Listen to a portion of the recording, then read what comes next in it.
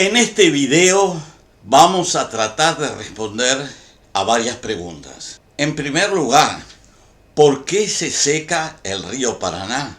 ¿Por qué se interrumpe la navegación durante ciertos periodos del año? ¿A qué se debe?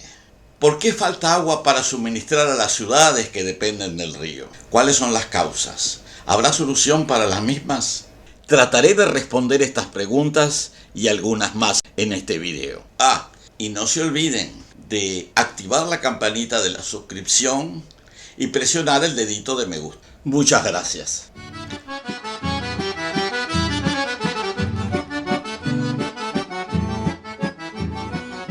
Ahora hablaremos acerca de las causas de las grandes sequías en los países de la Cuenca del Plata. El Río de la Plata recibe su caudal de dos cuencas principales. La cuenca del Paraná, que principalmente recibe sus aguas de dos subcuencas mayores, que son las que vamos a tratar en esta conversación, y la cuenca del río Uruguay, que es menos extensa y que será objeto de una presentación separada. La macrocuenca del río Paraná, a su vez, está constituida por tres cuencas, de las cuales dos se destacan por sus mayores dimensiones. En la presente conversación nos referiremos a las dos mayores cuencas que tienen más impacto en la dinámica hidrológica de los grandes ríos. Las dos subcuencas a las que nos estamos refiriendo son ambas de gran tamaño y voluminosos caudales. En primer lugar, la subcuenca del río Paraguay, ubicada al noroeste, que es muy extensa y heterogénea. Y en segundo lugar, un componente clave de esta problemática, la gran subcuenca del Alto Paraná, que se sitúa al noreste de la macrocuenca y que también es muy extensa y presenta una relativa homogeneidad tanto ecosistémica como climática. Como decíamos, la subcuenca del río Paraguay ocupa una amplia superficie y es extremadamente asimétrica. Está formada por dos tipos de aportes, de dos regiones muy distintas y que hidráulicamente se comportan en forma radicalmente opuesta. Por un lado, una parte de las aguas provienen de la árida y montañosa cordillera de los Andes, aportada por los ríos Bermejo y Pilcomayo. Se trata de una zona de caudales que presentan una gran irregularidad en el tiempo, con destructivas crecientes producto de un escurrimiento generalizado en un lapso de tiempo relativamente corto y periodos bastante extensos de flujos escasos o escasísimos que dan lugar a fuertes sequías que han sido su característica principal a lo largo de la historia. Otro rasgo de la subcuenca del oeste, la que viene de los Andes, son sus aguas barrosas, aguas que vienen cargadas de sedimentos, producto de una intensa erosión en sus cabeceras andinas. La mayor parte de los sedimentos aportados al delta del Paraná y al Río de la Plata provienen de ese origen. La otra mitad de la cuenca del Paraguay llega desde el enorme, pantanoso e inundable ecosistema que se llama el Gran Pantanal. Este ecosistema se caracteriza por retener el agua dulce durante el periodo de las lluvias y liberarlas con caudales mucho más regulares, filtradas de sedimento en la estación menos lluviosa. Es un escurrimiento gradual y con variaciones de caudal relativamente menores. Ambas proveniencias, completamente diferentes, se compensan. Por un lado, las aguas rápidas y barrosas de los ríos Bermejo y Pilcomayo, y por otro, las aguas lentas relativamente límpidas, filtradas por el Gran Pantanal, que dan lugar a un flujo con oscilaciones moderadas. Sin embargo, no es la cuenca del río Paraguay la principal causante de la situación actual de sequía que sufre el cono sur de América del Sur.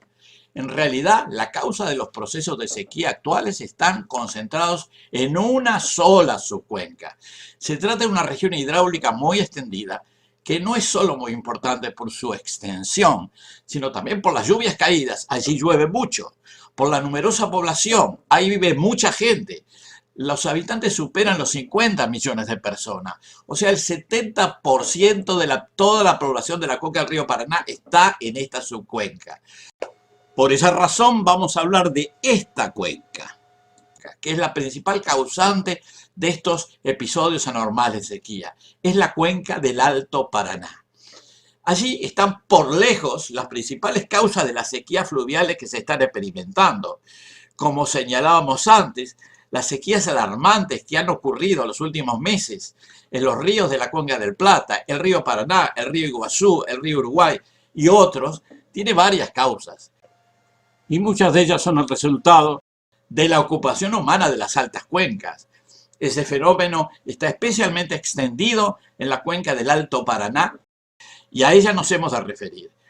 Obviamente, la sequía se agudiza cuando disminuyen las lluvias o simplemente deja de llover por un periodo prolongado.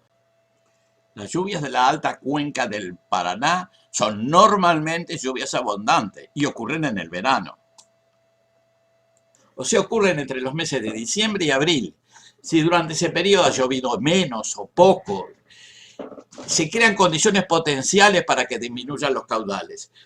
Se sequen las llanuras aluviales, se dificulta la navegación o la utilización de las bombas en las tomas para abastecimiento urbano o para riego.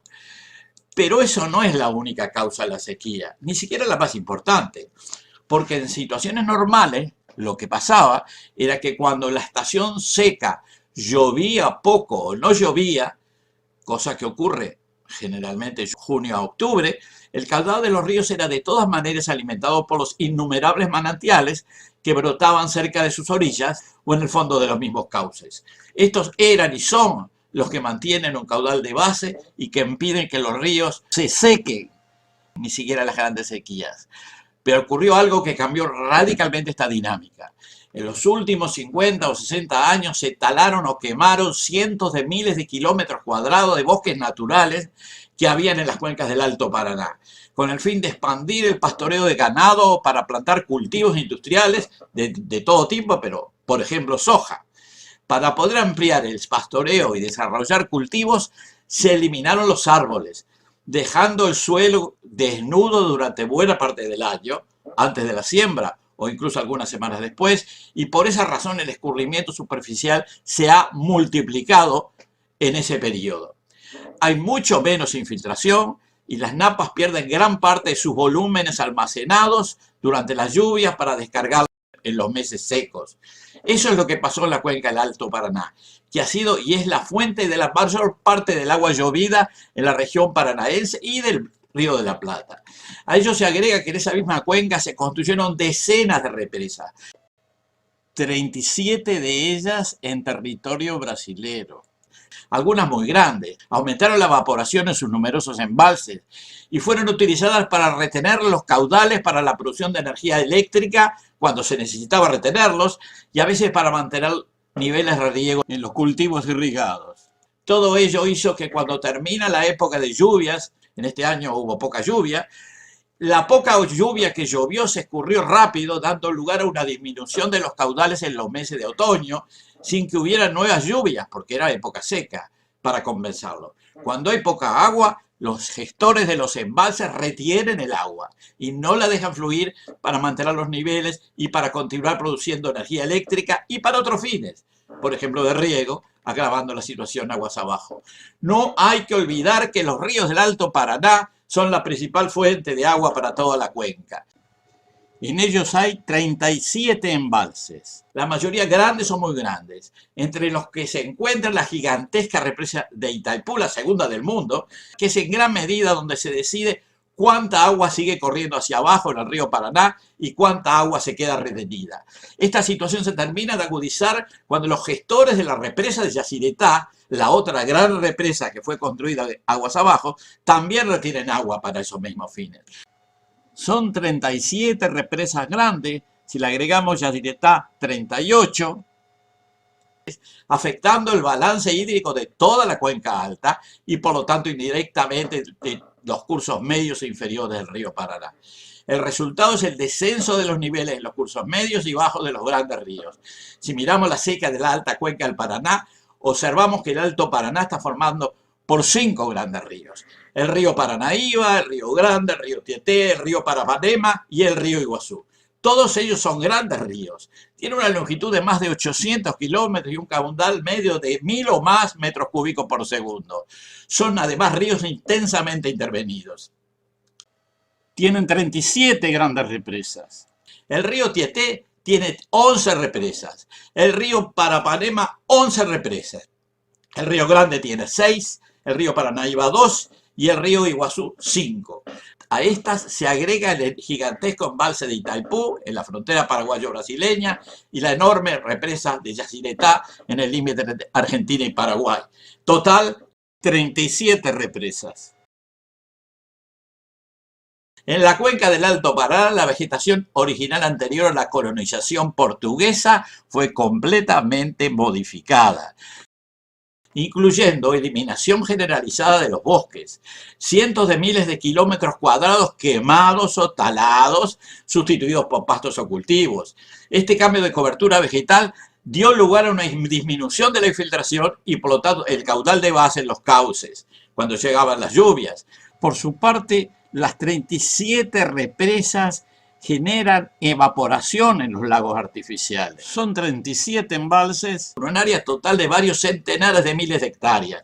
Esta evaporación tiene un gran impacto. Además, como estas represas fueron construidas para generar energía eléctrica, cuando se produce una situación de sequía, los encargados de las represas tratan de retener la poca agua que llega, disminuyendo aún más los cauces inferiores. De todo eso se desprende que la principal causa de la gran sequía ha sido y es la ocupación e intervención sistemática y antinatural de los ríos en la cuenca del Alto Paraná, que dicho sea de paso se encuentra casi exclusivamente en territorio de Brasil. Allí viven 50 millones de habitantes, casi la mitad de la producción de todo Brasil, las 37 grandes represas, ríos cortados, caudales embalsados. El efecto que está teniendo no sorprende, era esperable. Y finalmente, algo de lo que no hemos hablado, y será también el tema de un próximo video, que es la influencia de la eliminación de las selvas y bosques sobre el clima local, que seguramente no es menor. En conclusión, por donde se lo mire, se trata de una ocupación desmesurada del espacio ecosistémico local, cuyas consecuencias comienzan a sentirse y que, de no tomarse medidas radicales, continuarán agravándose en el futuro cercano.